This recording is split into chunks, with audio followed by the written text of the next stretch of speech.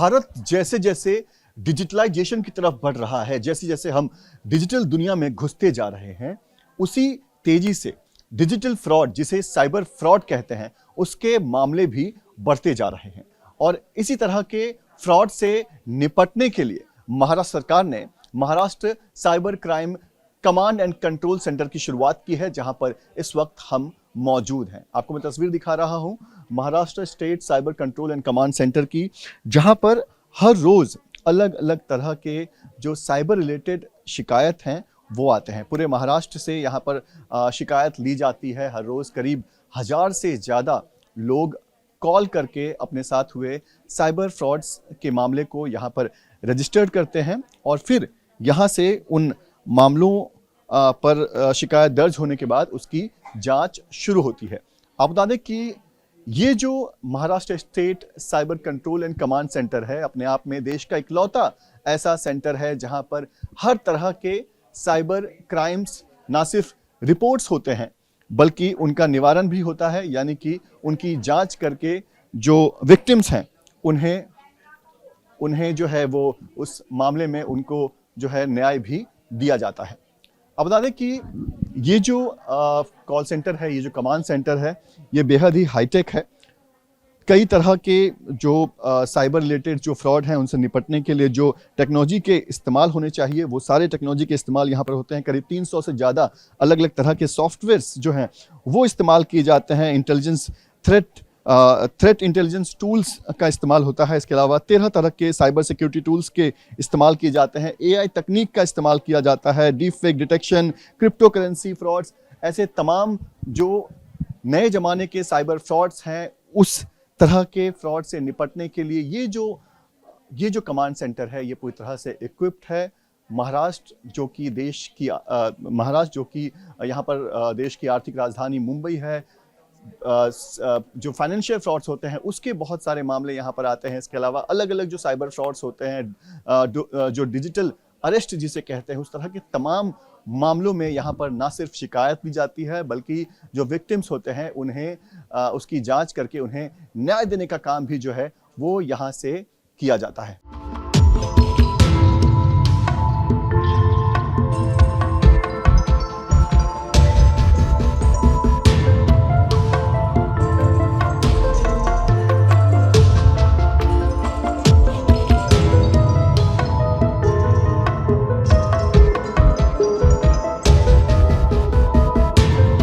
Maharashtra state cyber control and command centre के शुरू होने के बाद से किस तरह से साइबर के अपराधों पर नियंत्रण लगा है या किस तरह से काम हो रहा है, इस पर बात करने के लिए हमारे साथ महाराष्ट्र साइबर डिपार्टमेंट के स्पेशल IG यशस्वी यादव जी हैं। उनसे बात करते हैं।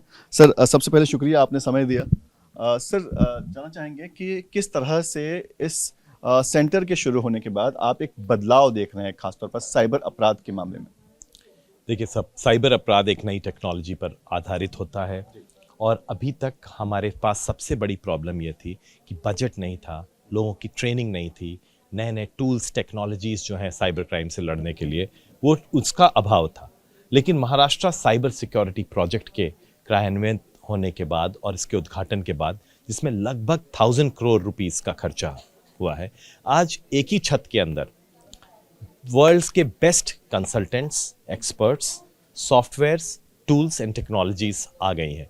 और साथ ही साथ यहाँ पर आप देख रहे होंगे एक नोडल पुलिस स्टेशन भी है जिसका ज्यूरिसडिक्शन पूरा महाराष्ट्र है। ऐसा एकमात्र पुलिस स्टेशन है महाराष्ट्र का जिसका ज्यूरिसडिक्शन पूरा महाराष्ट्र है। तो एक ही छत के अंदर हमने एक सिटीजन या नेटिजन को होने वाली साइबर क्राइम से सारी प्रॉब्लम से छुटकारा दिलाने का प्रयास किया है। आपको मैं बता दूं, मोर देन 100 वर्ल्ड के बेस्ट सॉफ्टवेयर्स एंड टेक्नोलॉजीज हमने यहाँ पर समाविष्ट किए हैं। सर, हम देख रहे हैं कि ना सिर्फ जो आर्थिक मामले से जुड़े साइबर फ्रॉड्स हैं बल्कि जो नए नए जो साइबर फ्रॉड्स शुरू हो रहे हैं, जो डिजिटल अरेस्ट की बातें की जाती है, इस तरह के सारे कॉल्स यहाँ पर आते हैं, इस तरह के सारे विक्टिम्स जो हैं वो यहाँ पर अपनी शिकायत दर्ज करते हैं। देखिए, हमने 2 तरह की हेल्पलाइंस चालू करी हैं। यहाँ पे कमांड एंड कंट्रोल सेंटर में विक्टिम अपने घर में बैठे बैठे हेल्प ले सकता है, वो भी वर्ल्ड की बेस्ट टेक्नोलॉजी और वर्ल्ड के बेस्ट कंसल्टेंट्स के साथ। जैसे कि एक हेल्पलाइन है 1930 जो कि बेसिकली फाइनेंशियल फ्रॉड में अकाउंट फ्रीज कराने के लिए काम आती है। कि अगर विक्टिम का पैसा किसी क्रिमिनल के अकाउंट में चला गया है गलती से या जानकारी के अभाव में या उसको स्कैम करके, तो वो अकाउंट फ्रीज करा दिया जाता है। लेकिन एक दूसरी पैरेलल हेल्पलाइन भी है 14407, जिसके तहत कोई भी तरह का साइबर क्राइम हो, चाहे वो फाइनेंशियल हो या सेक्सटॉर्शन हो, रैंसमवेयर हो या फिर डेटा थेफ्ट हो या कुछ भी हो, उस तरह का साइबर क्राइम की डायरेक्टली प्रोसेस ऑफ लॉ को क्रियान्वित कर दिया जाता है। यहाँ तक कि FIR भी होने की प्रावधान रखा गया है। इसलिए 14407 भी एक बहुत सशक्त हेल्पलाइन है। सर, आपने कहा कि 100 से ज़्यादा ऐसे सॉफ्टवेयर जो कि दुनिया भर के देशों से हमने खरीदे हैं, किस तरह के सॉफ्टवेयर हैं, उनका इस्तेमाल अगर आप एग्जाम्पल बता सकें। फॉर एग्जाम्पल एक छोटा सा एग्जाम्पल दूंगा कि एक सॉफ्टवेयर है, जैसे कि आपने देखा होगा डीप फेक टेक्नोलॉजी यूज करके कई महिलाओं का विकृत रूप से उनका वीडियो बना दिया जाता है, जिसको पोर्नोग्राफिक वीडियो भी बोलते हैं। तो अब ये पहचानना आर्टिफिशियल इंटेलिजेंस से अगर ये बनाया गया हो, जिसको डीप फेक वीडियो बोलते हैं, वो डीप एनालिसिस फेक वीडियो, जिससे कि ये पहचानना मुश्किल होता है ये असली है या नकली है। उस विक्टिम को मदद सहायता तभी मिल सकती है यदि कोई सशक्त रूप में, क्रेडिटेबल रूप में ये बोल सके ये नकली वीडियो है और उसको वो उसका बात का वो डिक्लेयर कर सके। तो इस तरह का सॉफ्टवेयर है हमारे पास जो कि आर्टिफिशियल इंटेलिजेंस का यूज करके ये काफी एक्यूरेसी से बता सकता है कि ये नकली वीडियो है या असली वीडियो है, ये वॉइस नकली है या असली है। इसी तरह एक दूसरा सॉफ्टवेयर है जो कि अगर नंबर प्लेट या कोई धुंधला चित्र हमें मिला है उसको तुरंत क्लियर करके वीडियो एनहांसमेंट सॉफ्टवेयर है। तीसरा एक सॉफ्टवेयर है जो कि मॉडर्न से मॉडर्न फोन का भी पासवर्ड खोलकर उसका पूरा डेटा एक्सट्रैक्ट करके हमें क्रिमिनल के बारे में पूरी जानकारी दे सकता है।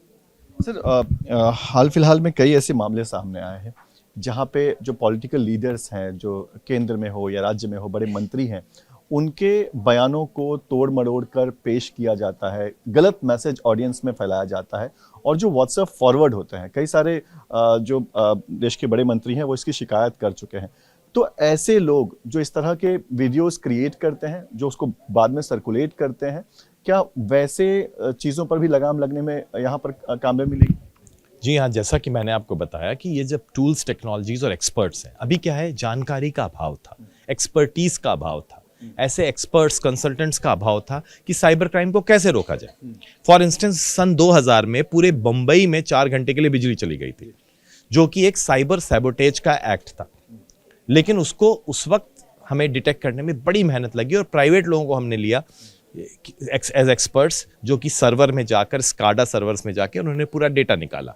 इसी तरह अब ये सब एक्सपर्ट्स हमारे इन हाउस हो गए, हमारे पूरा सॉफ्टवेयर इन हाउस हो गया है। तो यदि किसी ने कोई वीडियो से साथ छेड़छाड़ करके कोई गलत बात या र्यूमर मॉन्जरिंग या फिर कोई गलत मैसेज पब्लिक में देने की कोशिश की जिससे कम्युनल राइट्स तक हो सकती हैं, उनको रोकने के लिए हमारे पास बेहतरीन सॉफ्टवेयर और एक्सपर्ट्स हैं जो कि ये पिन पॉइंट कर सकते हैं कि किस IP एड्रेस से ये छेड़छाड़ की गई है, किस वाईफाई एड्रेसेस को यूज़ किया गया है।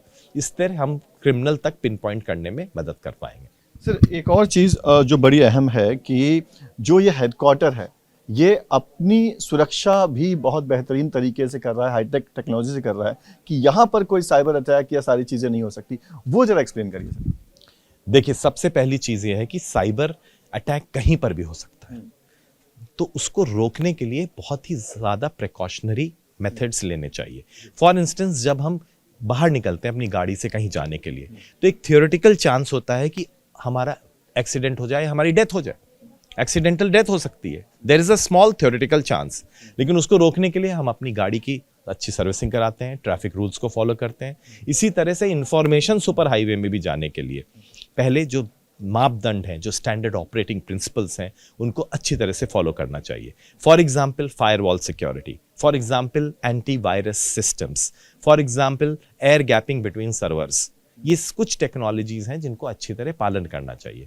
तो इसको देखने के लिए हमने इस पूरे प्रोजेक्ट में एक अलग से सेगमेंट बनाया है जिसको हम लोग SOC कहते हैं। ये सेगमेंट क्या करता है कि हमारी फायरवॉल्स ठीक से कॉन्फ़िगर्ड है, कोई हमारे ऊपर हैकिंग अटेम्प्ट तो नहीं हो रहा है, इसको रोकने के जो बेस्ट सॉफ्टवेयर हैं उनको हमने इंस्टॉल कर दिया है, जिससे कि हमारी साइबर सुरक्षा स्वतः बहुत अच्छी हो सके।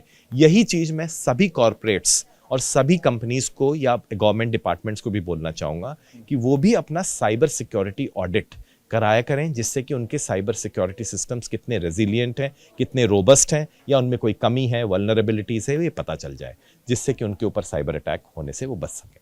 सर, अब बात करते हैं आम लोगों की जो समस्या होती है, जो मिडिल क्लास लोग होते हैं, उनके अकाउंट से जब पैसे निकल जाते हैं तो बड़े परेशान हो जाते हैं। पुलिस स्टेशन में अब तक ऐसे टेक्नोलॉजी उपलब्ध नहीं थे कि उनके पैसे वापस जो है वो रिकवरी की जा सके। उन्हें अब किस तरह का भरोसा आप देते हैं कि कैसे वो कंप्लेन कर सकते हैं और किस तरह से अब उनके समस्या का निवारण होगा? जैसा मैंने बोला, ऐसा कोई भी विक्टिम जिसका पैसा निकला, उसके पास 2 हेल्पलाइंस हैं, 1930, 14407। ये 2 हेल्पलाइंस में अगर उसने तुरंत फ़ोन किया तो हमने टाई अप कर लिया सभी बैंकिंग, सभी यूपीआई गेटवेज से, सभी बैंकिंग नेटवर्क से, इंस्टीट्यूशन से। हर एक के नोडल ऑफिसर्स के नंबर हमारे पास हैं। तुरंत हमारा ईमेल जाता है उस संबंधित बैंक को और वो अकाउंट फ्रीज कर दिया जाता है, जिससे कि वो पैसा अंततः कोर्ट ऑर्डर के बाद विक्टिम तक पहुंच सके। अगर वो फ्रीज नहीं होगा तो तुरंत पैसा एटीएम के द्वारा या क्रिप्टो करेंसी के द्वारा बाहर निकाल लिया जाएगा और हमेशा के लिए लॉस्ट हो जाएगा, और जो साइबर क्रिमिनल है, he will laugh his way to the bank. तो सबसे पहली चीज इसमें हमने ये कही है कि लोगों को ये नंबर्स के बारे में जानकारी होनी चाहिए। फॉर इंस्टेंस, इस साल, पिछले 1 साल में हम लोगों ने लगभग 500 करोड़ रुपया फ्रीज कराया।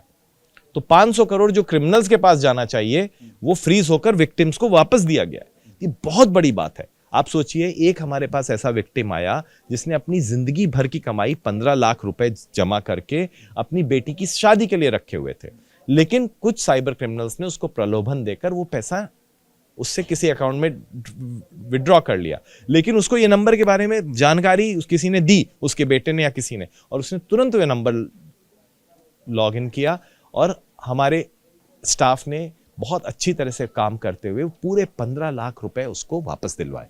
तो ये एक बहुत बड़ा उसके लिए लाइफ का चेंजिंग इवेंट था। तो इसलिए मैं कहना चाहूँगा, जो गोल्डन आवर होता है, जैसे जब किसी के साथ कोई घटना हुई, वो 1 घंटे के अंदर, ऐसा कहा जाता है, अगर आप ये नंबर मिला दें और अकाउंट फ्रीज हो जाए तो आपके पैसे मिलने के चांसेस हैं। लेकिन मैं ये कहूँगा कि अभी 1 घंटा नहीं, आधा घंटा ही समझिए, क्योंकि इतने एटीएम्स हो गए हैं, इतने इलेक्ट्रॉनिक ट्रांसफर्स हो गए कि आधे घंटे के अंदर आपको हर हालत में फ़ोन करना चाहिए और अकाउंट फ्रीज करवा देना चाहिए, जिससे कि आपका स्कैम्ड हुआ पैसा आपको वापस मिल सके। सर, शुक्रिया हमसे बात करने के लिए। तो स्पेशल आईजी साइबर डिपार्टमेंट के, जो कि बता रहे थे कैसे महाराष्ट्र सरकार की इस पहल ने साइबर फ्रॉड्स के जो मामले हैं उनका कमर तोड़ने का काम किया है, और इस सेंटर के शुरू होने के बाद कहीं ना कहीं साइबर फ्रॉड से जुड़े मामले, डिजिटल अरेस्ट से जुड़े मामलों को सुलझाने में सरकार को बहुत ज़्यादा मदद मिल रही है। ना सिर्फ राज्य के अंदर के, बल्कि देश में भी अगर कोई बड़ा साइबर फ्रॉड, साइबर अटैक होता है तो वहाँ पर भी नज़र रख के उसकी पूरी जांच करने की क्षमता जो है वो इस साइबर सेंटर में है। वीडियो जर्नलिस्ट कामेश हल्दे के साथ Pankaj Mishra, news nation, Navi Mumbai. News nation अब व्हाट्सएप पर खबरों के ताजा अपडेट के लिए न्यूज नेशन के इस क्यूआर कोड को स्कैन करें।